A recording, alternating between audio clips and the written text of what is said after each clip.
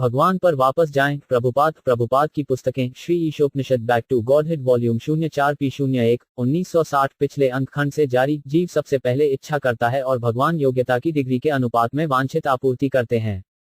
यदि कोई व्यक्ति उच्च न्यायालय का न्यायाधीश बनना चाहता है तो उसके पास आवश्यक योग्यता होनी चाहिए, और इतना ही नहीं, यह संबंधित प्राधिकारी के स्वभाव पर भी निर्भर करता है जो व्यक्ति को उच्च न्यायालय का न्यायाधीश बनने के लिए पुरस्कृत कर सकता है। उच्च न्यायालय के न्यायाधीश की योग्यता का साधारण अधिग्रहण पद पर कब्जा करने के लिए पर्याप्त नहीं है। यह श्रेष्ठ प्राधिकारी की दया से सम्मानित किया जाना चाहिए। इसी तरह भगवान जीव को उसकी आवश्यक योग्यता कर्म के अनुपात में पुरस्कार देते हैं, और यदि भगवान की दया नहीं है तो वे योग्यताएं पर्याप्त नहीं हैं। हालांकि जीव को यह नहीं पता कि भगवान से क्या मांगना है और किस पद के लिए वह खुद को योग्य बनाएगा।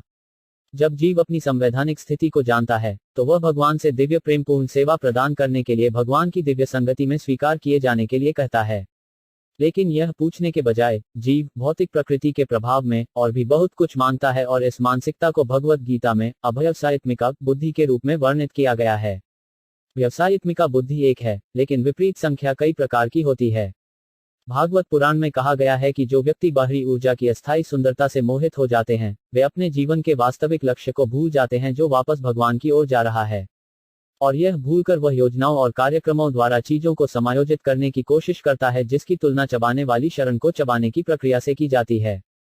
लेकिन भगवान इतने दयालु हैं कि वे भुलक्कड़ जीव को जीव की गतिविधियों में हस्तक्षेप किए बिना ऐसा करने की अनुमति देते हैं, और इस प्रकार यहाँ बहुत उपयुक्त शब्द सिर्फ अनुसरण में का उल्लेख किया गया है। यदि कोई जीवित प्राणी नरक में जाना चाहता है तो भगवान उसे बिना किसी रुकावट के ऐसा करने की अनुमति देते हैं, और यदि वह वापस घर जाना चाहता है और भगवान को वापस जाना चाहता है तो भगवान भी उसे ऐसा करने में मदद करते हैं। उन्हें यहाँ परिभु या सबसे महान के रूप में वर्णित किया गया है। उससे बड़ा या उसके बराबर कोई नहीं है। यहाँ अन्य जीवों का वर्णन उन भिखारियों के रूप में किया गया है जो भगवान से मांगते हैं और भगवान ऐसी वांछनीय आपूर्ति करते हैं। यदि अन्य जीव भगवान की शक्ति के बराबर होते या वे भी भगवान की तरह सर्वशक्तिमान या सर्वज्ञ होते तो तथाकथित मुक्ति के लिए भी भगवान से भीख मांगने का कोई सवाल ही नहीं था। जीवों की वास्तविक मुक्ति भगवान के पास वापस जाना है, अन्यथा निर्विशेषवादी द्वारा कल्पना की गई मुक्ति एक मिथक बनी रहती है, और इंद्रिय तृप्ति के लिए भीख मांगने का धंधा तब तक चलता रहेगा जब तक कि भिखारी अपनी संवैधानिक स्थिति के मामले में अपने होश में न आ जाए। सर्वोच्च भगवान आत्मनिर्भर हैं। जब भगवान कृष्ण जीवों के सामने प्रकट हुए तो उन्होंने अपनी विभिन्न गतिविधियों से भगवान की पूर्ण अभिव्यक्ति प्रदर्शित की। अपने बचपन में उन्होंने अघासुर, बकासुर, सकतासुर जैसे कई असुरों को मार डाला, और किसी बाहरी प्रयास से ऐसी शक्ति प्राप्त करने का कोई सवाल ही नहीं था। उन्होंने भारोत्तोलन के किसी भी अभ्यास के बिना गोवर्धन पहाड़ी को उठा लिया। उन्होंने गोपियों के साथ बिना किसी सामाजिक प्रतिबंध के और बिना किसी तिरस्कार के नृत्य किया। यद्यपि गोपियां परम प्रेम की भावना से उनके पास आईं, फिर भी गोपियों और भगवान कृष्ण के ऐसे मिश्रण की पूजा भगवान चैतन्य द्वारा भी की जाती है, जो एक सन्यासी के अनुशासनात्मक नियमों के सख्त सन्यासी और कठोर अनुयायी थे। और इनकी पुष्टि करने के लिए ईशोपनिषद कहता है कि वह रोगानुरोधक और रोग निरोधी है। वह इस अर्थ में रोगानुरोधक है कि सांसारिक लोगों की दृष्टि में अशुद्ध वस्तु भी उसके संपर्क में आने से शुद्ध हो जाती है। उनकी संगति के रोग निरोधी साधनों का उल्लेख भगवद गीता में किया गया है। वहां यह कहा जाता है कि एक ईमानदार भक्त शुरुआत में दुराचार के रूप में प्रकट हो सकता है या अच्छा व्यवहार नहीं कर सकता है, लेकिन उसे अभी भी शुद्ध के रूप में स्वीकार किया जाना है क्योंकि वह सही रास्ते पर है। यही प्रभु की संगति की रोग निरोधी प्रक्रिया है। भगवान अपापविधम है, जो पाप जैसा कुछ भी नहीं है जो उन्हें छू सकता है। भले ही वह कुछ ऐसा करता हो जो एक पापपूर्ण कार्य प्रतीत होता हो, फिर भी ऐसे कार्य सभी अच्छे कर्म हैं और भगवान के किसी पाप या पापा से प्रभावित होने का कोई सवाल ही नहीं है। वे सभी परिस्थितियों में सूर्य के समान शुद्ध या सबसे शुद्ध हैं। सूर्य पृथ्वी के अनेक अछूत स्थानों से नमी निकालता है और फिर भी सूर्य उतना ही शुद्ध है जितना कि कुछ भी, और इसके विपरीत वह अपने स्टलाइजिंग प्रभाव की प्रक्रिया से अप्रिय चीजों को शुद्ध रूप में बदल देता है।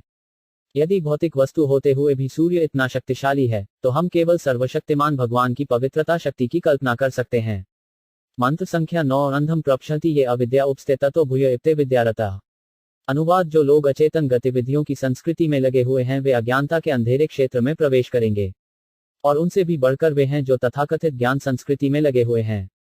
मुराद: इस मंत्र में विद्या और अविद्या का तुलनात्मक अध्ययन किया गया है। अविद्या या अज्ञान निस्संदेह खतरनाक है, लेकिन विद्या या ज्ञान जो गुमराह है वह और भी खतरनाक है।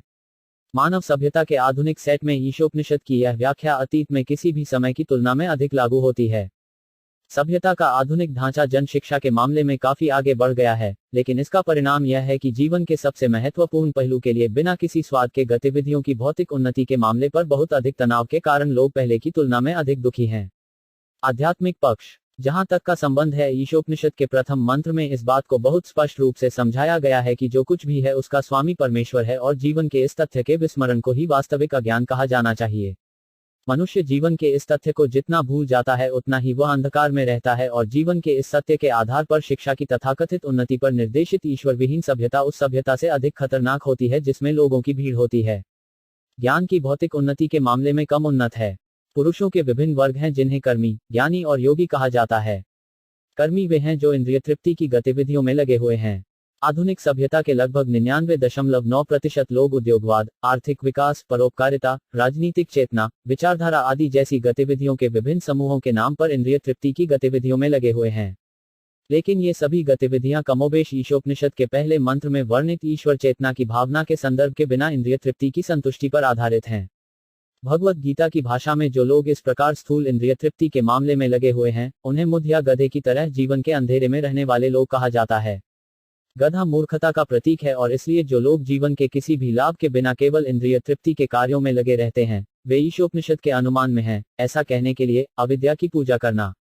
और जो लोग जीवन की शैक्षिक उन्नति के नाम पर इस प्रकार की सभ्यता की मदद करने की भूमिका में हैं, वे उन लोगों की तुलना में अधिक नुकसान कर रहे हैं जो इंद्रिय कृतज्ञ गतिविधियों में हैं।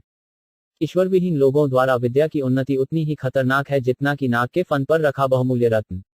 इतने कीमती गहनों से सजा हुआ नाग उतना ही खतरनाक होता है जितना उस तरह सजाया न जाने वाला नाग। दूसरी ओर ईश्वर विहीन लोगों द्वारा शैक्षिकी गतिविधियों की उन्नति हरि भक्ति सुधोदे के अनुसार मृत शरीर की एक प्रकार की सजावट है। भारत में और शायद कई अन्य देशों में कुछ लोग विलाप करने वाले रिश्तेदारों की खुशी के लिए सजाए गए शव के जुलूस का नेतृत्व करने की प्रथा का पालन करते हैं। उसी तरह आधुनिक सभ्यता भौतिक अस्तित्व के शाश्वत दुखों को ढकने के लिए मानवीय गतिविधियों का एक पैचअप कार्य है। ऐसी गतिविधियां इंद्रिय तृप्ति के लिए होती हैं, लेकिन इंद्रियों के ऊपर मन है और मन के ऊपर बुद्धि है और बुद्धि से ऊपर आत्मा है। इसलिए शैक्षिकी गतिविधियों का उद्देश्य ऐसी गतिविधियों द्वारा आत्म साक्षात्कार के बिंदु पर लक्षित होना चाहिए जिससे आत्मा के आध्यात्मिक मूल्य की उचित प्राप्ति हो सके। कोई भी शिक्षा जो जीवन की ऐसी अनुभूति की ओर नहीं ले जाती है, उसे अविद्या माना जाना चाहिए। और अविद्या की संस्कृति का अर्थ है अज्ञान के अंधेरे क्षेत्र में उतरना। इस तरह के गलत शिक्षाविद वैदिक भाषा में हैं जिन्हें 1 वेदाबाद रता, 2 माया अप्रत्यज्ञन, 3 असुरी भवम, 4 नार्दमा आदि कहा जाता है। वेदब्दारत लोग खुद को वैदिक साहित्य में बहुत अधिक विद्वान मानते हैं, लेकिन दुर्भाग्य से वे पूरी तरह से हैं वेदों के उद्देश्य से विचलित। भगवत गीता में कहा गया है कि वेदों का उद्देश्य भगवान के व्यक्तित्व को जानना है, लेकिन ये वेदब्दारत पुरुष भगवान के व्यक्तित्व के मामले में बिल्कुल भी दिलचस्पी नहीं रखते हैं, लेकिन वे इसके विपरीत पक्ष से जुड़े हुए हैं, आकर्षक परिणाम जैसे स्वर्ग की प्राप्ति आदि। जैसा कि ईशोपनिषद के पहले मंत्र में शुरू किया गया है कि हमें यह अच्छी तरह से जानना चाहिए कि भगवान हर चीज के मालिक हैं और हमें जीवन की आवश्यकताओं के अपने आवंटित हिस्से से संतुष्ट होना चाहिए। तो समस्त वैदिक साहित्य का उद्देश्य भूले हुए जीव की इस ईश्वर चेतना को जगाना है और मूर्खों की समझ के लिए एक ही बात को विभिन्न तरीकों से प्रस्तुत किया जाता है, लेकिन अंतिम उद्देश्य एक को वापस भगवान के पास लाना है। लेकिन वेदब्दारत लोग वेदों के अर्थ को समझने के बजाय भूली हुई आत्मा के भगवान के व्यक्तित्व के साथ खोए हुए संबंध को पुनर्जीवित करने के लिए यह मान लेते हैं कि पक्ष इंद्रिय तृप्ति के लिए स्वर्गीय सुख की प्राप्ति जैसे मुद्दे हैं, जो कि बहुत कारण है उनके भौतिक बंधन का, वेदों का अंतिम अंत है। ऐसे लोग वैदिक साहित्य की गलत व्याख्या करके दूसरों को गुमराह करते हैं और कभी कभी वे पुराणों की निंदा करते हैं जो आम लोगों के लिए वैदिक व्याख्याएं हैं। वे महान आचार्यों के अधिकार की उपेक्षा करते हुए वेदों की अपनी व्याख्या करते हैं और कुछ बेईमान व्यक्ति को वैदिक ज्ञान के नेता के रूप में बनाते हैं। तो ईशोपनिषद के इस मंत्र द्वारा इन लोगों की विशेष रूप से निंदा की जाती है, जो कि बहुत ही उपयुक्त शब्द विद्यारथ है। विद्या का अर्थ वेद है क्योंकि वेद सभी ज्ञान का मूल स्रोत है, और रता का अर्थ है संलग्न। विद्यारता का अर्थ है वेदों के अध्ययन में लगे रहना। और यहाँ तथाकथित विद्यारत्नों की निंदा की जाती है क्योंकि वे नहीं जानते कि वैदिक आचार्यों की अवज्ञा करने के कारण वेदों का उद्देश्य क्या है, और इसलिए ऐसे मूर्ख पुरुषों को भगवत गीता में उचित रूप से वेदाबाद रता नाम दिया गया है। वेदाबाद का अर्थ है वेदों की गलत व्याख्या। ऐसे वेदबाद रत्ती वेदों के प्रत्येक शब्द के अर्थ को अपने उद्देश्य के अनुरूप खोजने के लिए बहुत बुरी तरह से आदी हैं, यह जाने बिना कि वैदिक साहित्य सामान्य पुस्तकें नहीं हैं, ताकि हर कोई इसे शिष्य उत्तराधिकार की श्रृंखला में प्रशिक्षित किए बिना समझ सके। वेदों के दिव्य संदेश को समझने के लिए किसी प्रामाणिक आध्यात्मिक गुरु से संपर्क करना चाहिए, और यही कथा उपनिषद की दिशा है। लेकिन इन वेदवदारत लोगों के अपने आचार्य हैं जो पालौकिक शिष्य उत्तराधिकार की श्रृंखला में नहीं हैं। तो ये वेदाबाद रात के लोग वेदों में ज्ञान नहीं रखने वालों की तुलना में वैदिक साहित्य की गलत व्याख्या करके अज्ञानता के अंधेरे क्षेत्र में उत्तरोत्तर जाएंगे। पुरुषों के माया अपहृत ज्ञान वर्ग स्वयं निर्मित देवता हैं। ऐसे पुरुष सोचते हैं कि वे स्वयं भगवान हैं और दूसरे भगवान की पूजा करने की कोई आवश्यकता नहीं है। वे एक सामान्य व्यक्ति की पूजा करने के लिए सहमत होंगे यदि वह एक धनी व्यक्ति होता है, लेकिन वास्तविक भगवान की कभी भी भगवान की पूजा नहीं करेगा। ऐसे मूर्ख लोग अपनी मूर्खता नहीं खोज पाते कि कैसे भगवान माया के जाल में फंस सकते हैं। यदि ईश्वर माया में फंस गया है तो माया ईश्वर से अधिक शक्तिशाली है। लेकिन वे यह भी कहते हैं कि ईश्वर सर्वशक्तिमान है। यदि ईश्वर सर्वशक्तिमान है तो वह माया से कैसे वश में है? वे इन सभी प्रश्नों का उत्तर स्पष्ट रूप से नहीं दे सकते, लेकिन वे स्वयं भगवान बनने की झूठी धारणा से संतुष्ट हैं।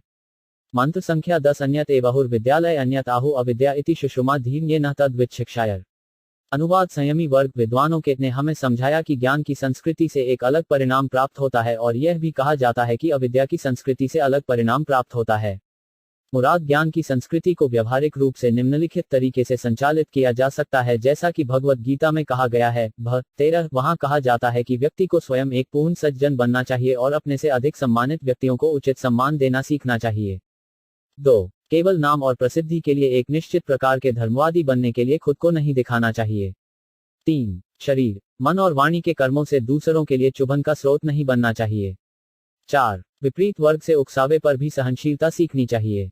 5 दूसरे के साथ अपने व्यवहार में दोहराव से बचना सीखना चाहिए। 6 व्यक्ति के पास एक वास्तविक आध्यात्मिक गुरु होना चाहिए जो उसे धीरे धीरे आध्यात्मिक बोध के स्तर तक ले जा सके और ऐसे आचार्य या आध्यात्मिक गुरु के लिए उसे सेवा और प्रासंगिक प्रश्नों के साथ खुद को प्रस्तुत करना चाहिए। 7 आत्म साक्षात्कार के मंच तक पहुंचने के लिए किसी को भी नियामक सिद्धांतों का पालन करना चाहिए क्योंकि वे प्रकट शास्त्रों में शामिल हैं। 8 किसी को प्रकट शास्त्रों के सिद्धांतों में स्थिर होना चाहिए। 9 आत्म साक्षात्कार के हित के लिए हानिकारक प्रथाओं से पूरी तरह से बचना चाहिए। 10 शरीर और आत्मा को एक साथ बनाए रखने के लिए जितनी आवश्यकता होती है उससे अधिक इंद्रियों के लिए स्वीकार नहीं करना चाहिए। 11 व्यक्ति को मिथ्या आवरण या स्थूल शरीर के साथ अपनी पहचान नहीं बनानी चाहिए और उसे अपना भी समझना चाहिए जो उसके शरीर से संबंधित हैं। 12 मनुष्य को हमेशा याद रखना चाहिए कि जब तक उसे भौतिक शरीर के साथ जाना पड़ता है उसे बार बार जन्म और मृत्यु, बुढ़ापा और बीमारियों जैसे दुखों का सामना करना पड़ता है। भौतिक शरीर के इन दुखों से छुटकारा पाने के लिए योजना बनाने का कोई फायदा नहीं है। सबसे अच्छी योजना यह होगी कि वह उन तरीकों का पता लगाए जिससे कोई अपनी आध्यात्मिक पहचान हासिल कर सके। 13 जीवन की आध्यात्मिक उन्नति की प्रगति के लिए जितनी आवश्यकता होती है उससे अधिक जीवन की आवश्यकताओं में संलग्न नहीं होना चाहिए। 14 शास्त्रों में जो बताया गया है उससे अधिक पत्नी, बच्चों और घर में आसक्त नहीं होना चाहिए। 15 मन द्वारा निर्मित वांछित और अवांछित मामलों में किसी को खुश या व्यथित नहीं होना चाहिए। 16 व्यक्ति को भगवान श्री कृष्ण के व्यक्तित्व का अनन्य भक्त बनना चाहिए और इस तरह पूरे ध्यान से उनकी सेवा करनी चाहिए। 17 आध्यात्मिक संस्कृति के अनुकूल शांत और शांत वातावरण के लिए एकांत स्थान में रहने की भावना विकसित करना और इस प्रकार भीड़भाड़ वाले स्थानों से बचना जहां पुरुषों का अभक्त वर्ग हमेशा यातायात करता है। 18 आध्यात्मिक ज्ञान में शोध करने के लिए वैज्ञानिक या दार्शनिक बनना चाहिए, न कि भौतिक ज्ञान में यह अच्छी तरह से जानते हुए कि आध्यात्मिक ज्ञान स्थायी है जबकि भौतिक ज्ञान शरीर के अंत के साथ समाप्त होता है। ये 18 वस्तुएं वास्तविक ज्ञान के विकास की क्रमिक प्रक्रियाएं हैं और इन 18 वस्तुओं को छोड़कर अन्य सभी मदों को अविद्या की श्रेणियों के साथ वर्गीकृत किया गया है। श्री भक्तिविनोद ठाकुर एक महान आचार्य ने कहा कि सभी प्रकार के भौतिक ज्ञान मायावी ऊर्जा के बाहरी लक्षण हैं और उनका संवर्धन करने से व्यक्ति गधे के समान हो जाता है। यहाँ ईशोपनिषद में भी यही बात दोहराई गई है।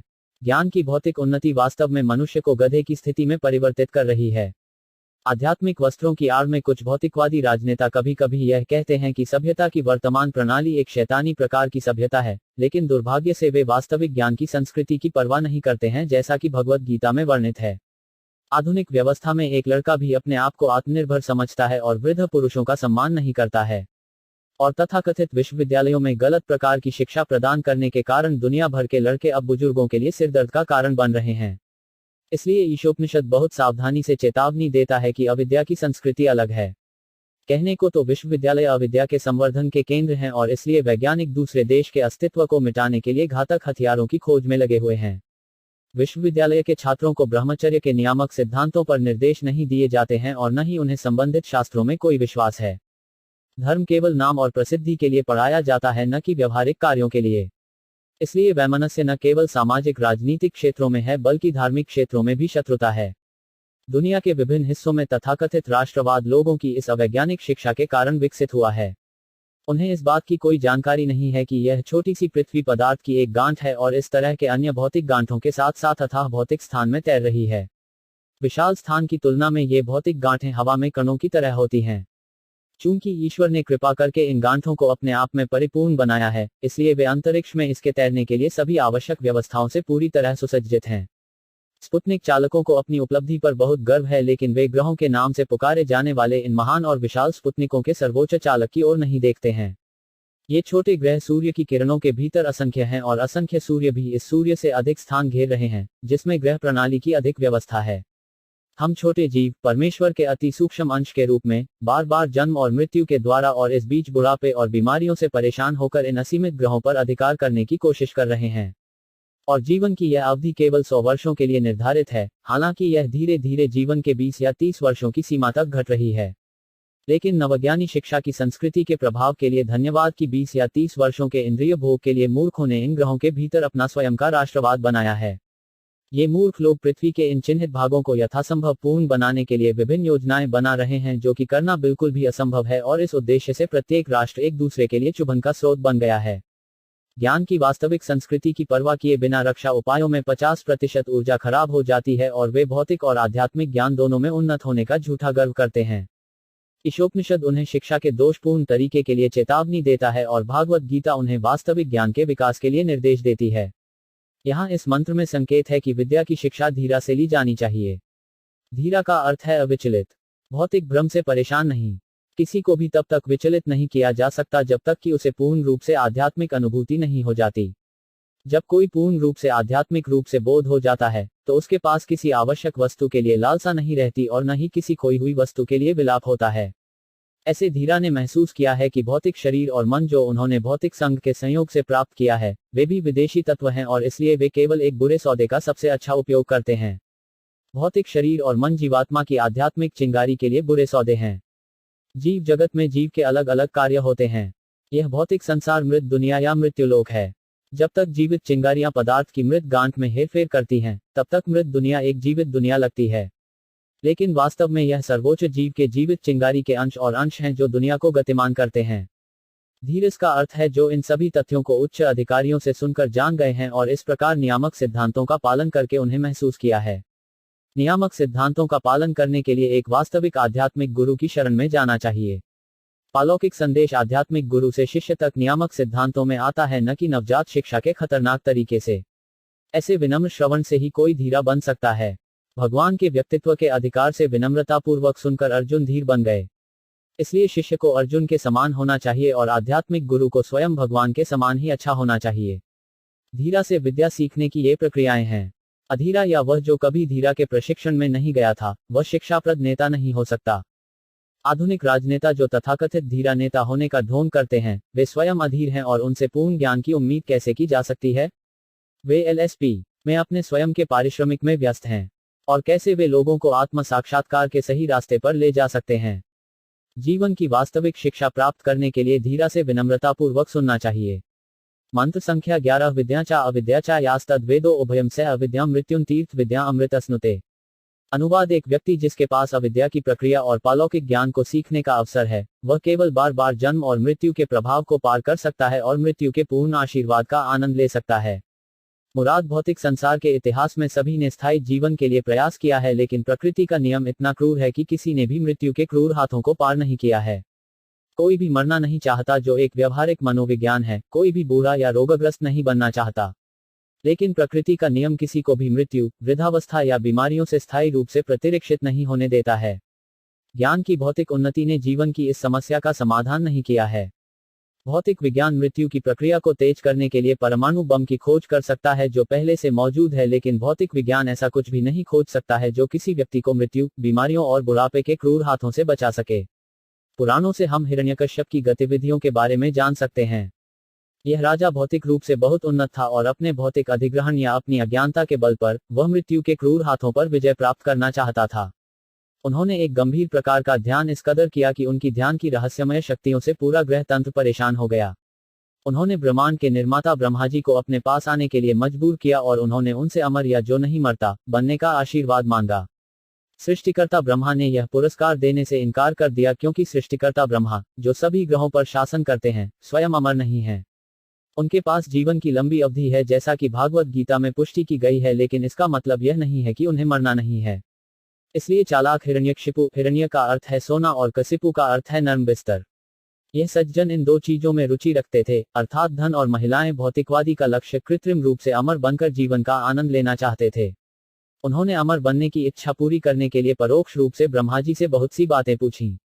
उन्होंने ब्रह्मा जी से वरदान मांगा कि वह 84 लाख प्रजाति की श्रेणी के भीतर किसी भी मनुष्य, पशु, देवता या किसी भी जीवित प्राणी द्वारा नहीं मारा जाएगा। उसने यह भी कहा कि वह जमीन में, हवा में, पानी में या किसी भी हथियार से नहीं मरेगा। और इसी तरह और जिस पर उसने मूर्खता से सोचा कि वे उसे न मरने की गारंटी देंगे। लेकिन आखिरकार, हालांकि ब्रह्मा जी ने उन्हें सभी वरदान दिए, उन्हें भगवान के व्यक्तित्व ने आधे आदमी आधे शेर के रूप में मार दिया और उन्हें मारने के लिए भगवान के अच्छे नाखूनों के अलावा किसी भी हथियार का इस्तेमाल नहीं किया गया था। वह हिरण्यकश्यप के गर्भाधान से परे अद्भुत जीव की गोद में मारा गया था। सारी बात यह है कि सबसे शक्तिशाली भौतिकवादी हिरण्यकाशिपु भी अपनी विभिन्न योजनाओं से एक मृत्युहीन व्यक्ति नहीं बन सका। फिर वह नन्हा हिरण्यकश्यप क्या करेगा जो अगले ही क्षण गला घोंटने की योजना बनाता है। इसलिए ईशोपनिषद हमें निर्देश देता है कि अस्तित्व के संघर्ष को जीतने के लिए एक तरफा प्रयास न करें। हर कोई अस्तित्व के लिए कठिन संघर्ष कर रहा है, लेकिन भौतिक प्रकृति का नियम इतना कठोर और तेज है कि यह किसी को भी अपनी अटूट ऊर्जा से आगे बढ़ने की अनुमति नहीं देता है। स्थायी जीवन पाने के लिए भगवान को वापस जाने के लिए तैयार रहना चाहिए। भगवान के पास वापस जाने की यह प्रक्रिया ज्ञान की एक अलग शाखा है और इसे उपनिषद, वेदांत, भागवत गीता, भागवत आदि जैसे प्रकट वैदिक शास्त्रों से सीखना होगा। इसलिए इस जीवन में खुश होने और स्थायी आनंदमय जीवन पाने के लिए इस भौतिक शरीर को छोड़ने के बाद व्यक्ति को दिव्य ज्ञान के लिए इन साहित्यों को लेना चाहिए। भूलक्कर जीव भगवान के साथ अपने शाश्वत संबंध को भूल गया है और उसने गलती से अस्थायी जन्म स्थान को सभी के रूप में स्वीकार कर लिया है। भगवान ने भारत और अन्य देशों में उपरोक्त सभी शास्त्रों को भूले हुए मनुष्य को याद दिलाने के लिए बनाया है कि उसका घर इस भौतिक दुनिया में नहीं है। जीव एक आध्यात्मिक इकाई है और वह अपने आध्यात्मिक घर में वापस भगवान के पास लौटकर ही खुश हो सकता है। भगवान अपने राज्य से वापस भगवान के इस मिशन का प्रचार करने के लिए अपने वास्तविक सेवकों को भेजते हैं और कभी कभी वे स्वयं इस कार्य को करने के लिए आते हैं। सभी जीव उनके प्रिय पुत्र अंश हैं और इसलिए भौतिक परिस्थितियों में हम लगातार जिन भौतिक कष्टों का सामना कर रहे हैं, उनके लिए भगवान को हमसे अधिक खेद है। भौतिक संसार के दुख भी अप्रत्यक्ष रूप से हमारे विदेशी निवास की याद दिलाते हैं और बुद्धिमान जीव आमतौर पर इन अनुस्मारकों पर ध्यान देते हैं और साथ साथ स्वयं को विद्या या पालौकिक ज्ञान की संस्कृति में संलग्न करते हैं। मानव जीवन आध्यात्मिक ज्ञान की इस संस्कृति के लिए भगवान के पास वापस लौटने का सबसे अच्छा अवसर है और जो मनुष्य मानव जीवन के इस अवसर का लाभ नहीं उठाता है, उसे नागमा या मनुष्य का निम्नतम कहा जाता है। इंद्रिय तृप्ति के विषय में अविद्या या ज्ञान की भौतिक उन्नति का मार्ग मृत्यु की पुनरावृत्ति और जन्म की पुनरावृत्ति भी है। जीव जैसा कि वह है, उसका कोई जन्म और मृत्यु नहीं है, लेकिन इस तरह के जन्म और मृत्यु का संबंध बाहरी वस्त्रों को पहनने और उतारने की तुलना में आत्मा के बाहरी आवरण से है। मूर्ख मनुष्य, जो अविद्या की संस्कृति में पूरी तरह से लीन है, जन्म और मृत्यु के शल्य क्रिया के इस क्रूर हाथों से कोई आपत्ति नहीं करता है, लेकिन मायावी ऊर्जा की सुंदरता से मोहित होकर प्रकृति के नियम से कोई सबक लिए बिना बार बार वही काम करता है। इसलिए विद्या की संस्कृति या पालौकिक ज्ञान मनुष्य के लिए आवश्यक है। इंद्रियों की रोगग्रस्त अवस्था में इंद्रिय भोग को यथासंभव सीमित रखना चाहिए। रोगग्रस्त अवस्था में अप्रतिबंधित इंद्रिय भोग अविद्या या मृत्यु का मार्ग है। जीव इंद्रियों के बिना नहीं है। प्रत्येक जीव अपने मूल आध्यात्मिक रूप में सभी इंद्रियां रखता है और वे भौतिक रूप से भौतिक शरीर और मन से आच्छादित हैं। भौतिक इंद्रियों की गतिविधियां मूल रूप के विकृत प्रतिबिंब हैं। भौतिक आवरण द्वारा आत्मा का बंधन आत्मा की रुग्ण स्थिति है। वास्तविक इंद्रिय भोग तभी संभव है जब रोग का आवरण हट जाए।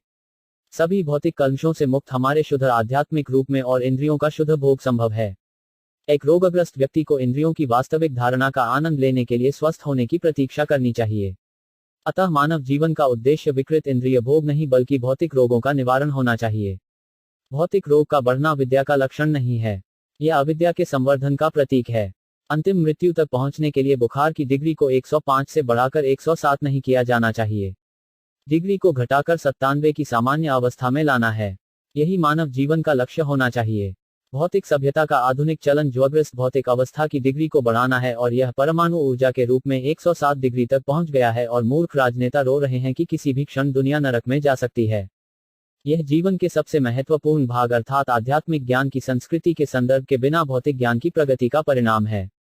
यहाँ ईशोपनिषद द्वारा चेतावनी दी गई है कि हमें मृत्यु की ओर ले जाने वाले ऐसे खतरनाक मार्ग का अनुसरण नहीं करना चाहिए। इसके विपरीत हमें आध्यात्मिक ज्ञान की संस्कृति को साथ साथ विकसित करना चाहिए ताकि हम मृत्यु के क्रूर हाथों से पूरी तरह से मुक्त हो सकें। इसका मतलब यह नहीं है कि शरीर और आत्मा के रखरखाव के लिए सभी नागरिक गतिविधियों को एक साथ बंद कर दिया जाना चाहिए। गतिविधियों को रोकने का कोई सवाल ही नहीं है, क्योंकि तापमान को पूरी तरह से खत्म करने का कोई सवाल ही नहीं है। खराब सौदे का सर्वोत्तम उपयोग करने के लिए हमने पहले ही अपनी अभिव्यक्ति द्वारा मामले को समझाने की कोशिश की है। आध्यात्मिक ज्ञान की संस्कृति इस शरीर और मन की सहायता से करनी है और इसलिए हमारे अंत तक पहुंचने के लिए शरीर और मन के रखरखाव की आवश्यकता है। सामान्य तापमान 97/98 के बिंदु पर बनाए रखा जाना चाहिए, लेकिन इसे 107 की डिग्री तक बढ़ाना मूर्खतापूर्ण नहीं है। भारत के महान संत और संत भौतिक और आध्यात्मिक ज्ञान की संतुलित प्रगति द्वारा सामान्य तापमान बनाए रखना चाहते थे। उन्होंने रोगग्रस्त इंद्रिय तृप्ति के मामले में मानव बुद्धि का दुरुपयोग करने की अनुमति कभी नहीं दी। इंद्रिय तृप्ति के स्वभाव से ग्रसित मानव गतिविधियों को वैदिक साहित्य में अपवर्ग वर्तमा या मोक्ष के मार्ग के नाम से नियंत्रित किया गया है। इन्हें 1 धर्म, 2 आर्थिक विकास, 3 इंद्रिय तृप्ति और 4 मोक्ष के नाम से पुकारा जाता है। वर्तमान समय में लोगों को न तो धार्मिकता के लिए और न ही मोक्ष के लिए कोई दिलचस्पी है। जीवन इंद्रिय तृप्ति का उनका एक ही उद्देश्य होता है और जीवन के इस अंत को पूरा करने के लिए उनके पास आर्थिक विकास की विभिन्न योजनाएं होती हैं। पथभ्रष्ट मनुष्य सोचता है कि आर्थिक विकास के लिए धार्मिकता अपनानी चाहिए और इंद्रिय तृप्ति के लिए वस्तुओं के आदान प्रदान के लिए आर्थिक विकास की आवश्यकता है। और मृत्यु के बाद या स्वर्ग में इंद्रिय तृप्ति की एक और प्रक्रिया की गारंटी देने के लिए धार्मिकता आदि के चक्र की वही पुनरावृत्ति होती है। लेकिन अपवर्ग वर्तमा का उद्देश्य यह नहीं है। धार्मिकता का मार्ग आत्म साक्षात्कार के लिए है। केवल शरीर और आत्मा को एक साथ और स्वस्थ स्थिति में बनाए रखने के लिए आर्थिक विकास की आवश्यकता है। केवल विद्या की अनुभूति के लिए मनुष्य को स्वस्थ मन से स्वस्थ जीवन जीना चाहिए और यही मानव जीवन का लक्ष्य है। जीवन गधे की तरह काम करने के लिए नहीं है और वह अविद्या या इंद्रिय तृप्ति की संस्कृति के लिए है। श्रीमद् भागवत में विद्या का मार्ग पूर्णतया निर्देशित है। भागवत निर्देश देता है कि मनुष्य को अपने जीवन का उपयोग परम सत्य की खोज में करना चाहिए। परम सत्य को कदम दर कदम ब्रह्म, परमात्मा और अंत में भगवान के रूप में महसूस किया जाता है। यह निरपेक्ष सत्य व्यापक दिमाग वाले व्यक्ति द्वारा महसूस किया जाता है, जिसने भगवत गीता के 18 सिद्धांतों, यहाँ मंत्र 10 से पहले वर्णित, का पालन करके ज्ञान और वैराग्य प्राप्त किया है, जो वेदांत का सार है। 18 सिद्धांतों में केंद्रीय बिंदु भगवान के व्यक्तित्व की दिव्य भक्ति सेवा की प्राप्ति है। इसलिए सभी वर्गों के पुरुषों को भगवान की भक्ति सेवा की कला सीखने की सलाह दी जाती है। श्री रूप गोस्वामी द्वारा भक्ति रसामृत सिंधु और हमारे द्वारा अनुवादित भगवान की भक्ति सेवा के विज्ञान के शीर्षक के तहत विद्या के उद्देश्य के लिए गारंटीकृत मार्ग है और विद्या की संस्कृति को भागवत द्वारा निम्नलिखित शब्दों में संक्षेपित किया गया है, अर्थात तस्मत् एकेना मनसा भगवान सात्वत पैट श्रोतव्य के कृतिव्याश्चाध्येय पूज्यश्चा नित्यशाह भाग 1.214। धार्मिकता, आर्थिक विकास, लक्ष्य के बिना इंद्रिय तृप्ति, भगवान की भक्ति सेवा की प्राप्ति, ये सभी अविद्या की खेती के विभिन्न रूप हैं, जैसा कि ईशोपनिषद में आगे दिखाया जाएगा। और इस प्रकार विशेष रूप से इस युग के लिए विद्या की संस्कृति हमेशा सुनने को मिलती है। भगवान के व्यक्तित्व के एकाग्र ध्यान के साथ जप और पूजा करें, जो सीधे पालौकिक लोगों के भगवान हैं। मंत्र 12 अंधम तमः प्रविशन्ति ये असंभूतिम अपस्ते ततो भूय इफ्तेतमो या उसंभूतियम रता। अनुवाद, जो अज्ञान के अंधकार में क्षेत्र में प्रवेश करने के लिए देवताओं की पूजा में लगे हुए हैं और उनसे अधिक निरपेक्ष के उपासक ऐसा ही करते हैं। मुराद असंभूति वे हैं जिनका कोई स्वतंत्र अस्तित्व नहीं है और संभूति भगवान के पूर्ण व्यक्तित्व हैं जो हर चीज से बिल्कुल स्वतंत्र हैं। भगवत गीता में भगवान श्री कृष्ण के पूर्ण व्यक्तित्व सकारात्मक रूप से निम्नलिखित शब्दों 10.2 में खुद को घोषित करते हैं, मैं देवताओं या महान संतों और मनीषियों को दी गई शक्तियों का सर्वोच्च कारण हूँ। और क्योंकि वे सीमित शक्तियों से संपन्न हैं, उनके लिए यह जानना बहुत मुश्किल है कि मैं अपनी आंतरिक शक्ति से पुरुष के रूप में अपने आप को कैसे प्रकट करूं।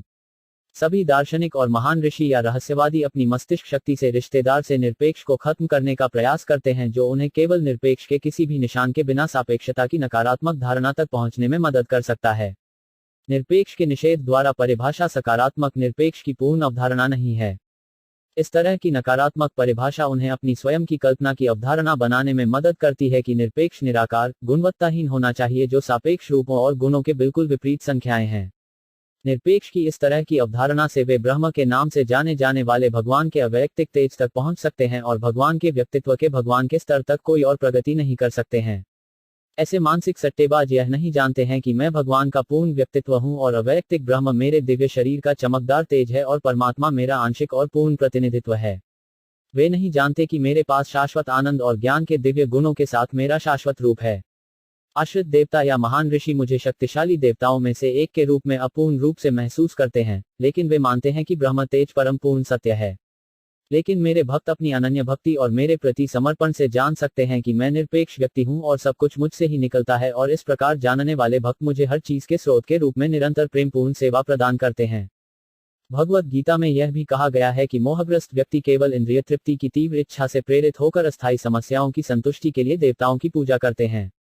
देवताओं की कृपा से एक निश्चित कठिनाई से अस्थायी राहत कम बुद्धिमान व्यक्तियों की मांग है। जीव भौतिक बंधन में है और उसे आध्यात्मिक स्तर पर स्थायी राहत के लिए भौतिक बंधन से मुक्त होना है, जहां शाश्वत आनंद, जीवन और ज्ञान मौजूद है।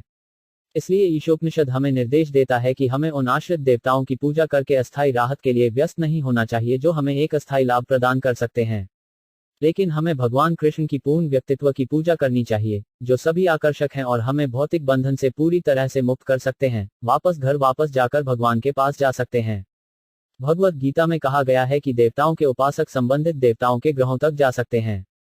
चंद्रमा के उपासक चंद्रमा पर जा सकते हैं, सूर्य उपासक सूर्य के ग्रह आदि पर जा सकते हैं। आधुनिक वैज्ञानिक कोशिश कर रहे हैं, जारी रहती है।